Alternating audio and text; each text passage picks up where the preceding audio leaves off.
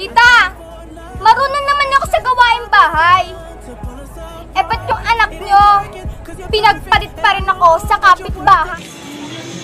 Paano hindi kita pagpapalit sa kapitbahay? Kasi yung ekop mo, inaanay. Ang bango-bango, ang bango-bango, ang bango-bango ng bulaklak. Tita, handa ako maging yaya nyo. Basta, ako lagi magpapaligo sa anak. Oo! Kahit na ako paligoan mo ako. Basta dyan ako libo ko. Ikasa na naman ako sa iyong ganda. Dahil sa iyong ganda, ako'y napatanga. Hoy, tita!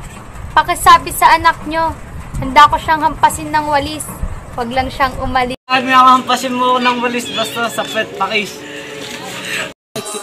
Pwede ba na patigim? Kahit isang saglit, uubusin natin ang oras hanggang sa... Tita! Total, lasinggera ka naman. Bibigyan kita ng 1 litrong MP. Basta reregaluhan mo din ako. Tapos, gusto ko, yung pangalawa mo. Sabi mo, regalo mo nanay ko ng MP. Ayaw niya ng MP. Gusto niya si Ronnie. Sak, sak, sak. Ugal. Galing ng Pilipino, iwagay-iway. Tita, wala akong pake kung naging kabit ako ng anak mo. Eh, kabit ka lang naman din ng tatay. Paano mo nasabi? Kumain ka na tayo. Dame tu cosita, dame tu cosita, ay, dame tu cosita.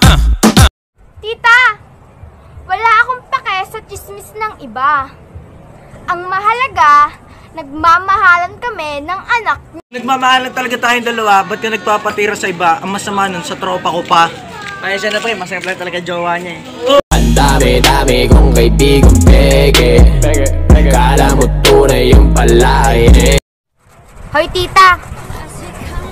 Pwede bang makatulog sa bahay niyo? Pero, gusto ko, katabi ko yung anak mo. Eh, pag na ako katabi kita, basta magre-rexona ka. Eh, ligo lang! Kulang! Chamba-chamba, chamba-chamba, chamba. May asing pawis. Hoy, tita! Handa akong maging alalay sa inyo. Basta, ako lagi mag-aalaga sa anak mo. Kasi nga mga alagaan mo ko, basta araw-gabi, pahimas ng bebe mo.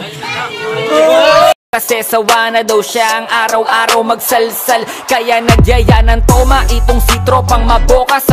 Hoy, tita! Handa akong magpakasal. Basta yung anak niyo kasama ko sa altar. Anong sinasabi mong handa akong paasal, basta ako kasama mo sa altag? Teka, kailan ba? Tuloy na ako papuntan sa'yo. Hintayin mo ako nagpagkas lang. Tita, masarap ako magluto.